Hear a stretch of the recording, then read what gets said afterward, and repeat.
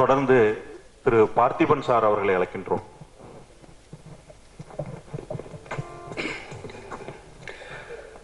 வணக்கம். சொல்லக்கூட நேரம் இல்லை, மன்னிக்கு. அந்த ஊமை கூட கட் பண்ணிட்டேன். பொதுவாக ஒரு இன்விடேஷன் கொடுத்தா என்ன கேட்பாங்கன்னா, நீங்கள் வந்து 4 வார்த்தை பேசணுன்ற மாதிரி தானே கேட்பாங்க. ஆனால் சேரன் வந்து இன்விடேஷன் கொடுக்கும்போது நீங்கள் எதுவுமே பேச வேணாங்கிற மாதிரி அந்த இன்விடேஷனை பிரித்து காமிச்சார். அந்த இன்விடேஷனில் என்ன இருக்குன்னா, கிட்டத்தட்ட ஒரு 17 பேர் ஆசீர்வதிக்கும் பிதாமகன்கள்னு ஆரம்பித்து தோள் கொடுக்கும் தோழர்கள்னு ஒரு பாஸ்போர்ட் சைஸில் ஒரு 17 பேர். அதுக்கப்புறம் பாஸ்போர்ட்டில் ஒட்டுற ஒரு ஃபோட்டோ சைஸில் என்ன மாதிரி ஒரு 17,000 பேர். இவ்வளோ பேரும் சேரனுடைய குட் புக்கில் இருக்கிறதும் எங்கள் எல்லாருடைய மனசில் சேரன் இருக்கிறதும் சந்தோஷமான விஷயம். ஆனால் இவ்வளோ பேர் நாங்கள் பேச ஆரம்பித்தோம்னா சத்தியத்தில் 3 ஷோவும் நாங்கள் மட்டுமே பேசிகிட்டு இருக்கணும். முனிக்கண்ணையாவுக்கு யார் பதில் சொல்கிறது?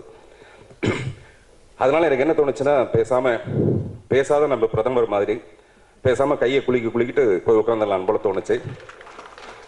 நமக்கு தான் அவ்வளோ நாகரிகம் பத்தாது இல்லை. அதனால் ஒரு 4 வார்த்தை. இந்த இன்விடேஷனில் ஒரு அழகான விஷயம் இருக்குது. அது நித்யா மேனன் நீங்கள் நினச்சிங்கன்னா அதுக்கு நான் பொறுப்பு இல்லை, லிங்குசாமியும் பொறுப்பு இல்லை. நான் சொல்றது வந்தது, சேரன் வந்து எவ்வளோ தன்னை அப்டேட் பண்ணிக்கிறாருங்கிறது இன்விடேஷன் பார்த்தா தெரிஞ்சது. இதில் பிரம்மாண்டமான நிறைய இன்விடேஷன் பார்த்துருக்கோம்.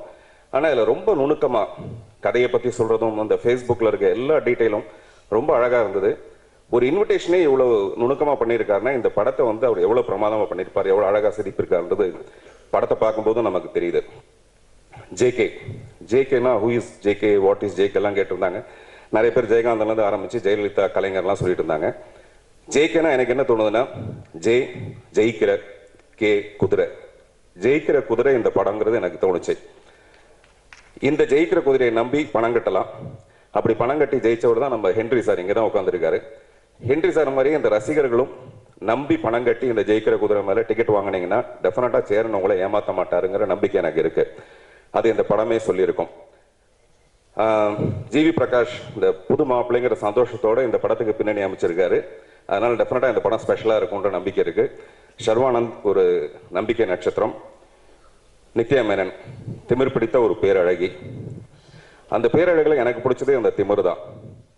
ஆனால் அதை எதனாலையும் மடக்க முடியாது, எந்த ப்ளஸ் பாயிண்ட்னாலும் மடக்க முடியாதுன்னு சேரன் என்ன பண்ணியிருக்காருன்னா ஒரு 4 வரி கவிதை எழுதி மடக்க ட்ரை பண்ணியிருக்காரு. அவரால் மடக்க முடியாது.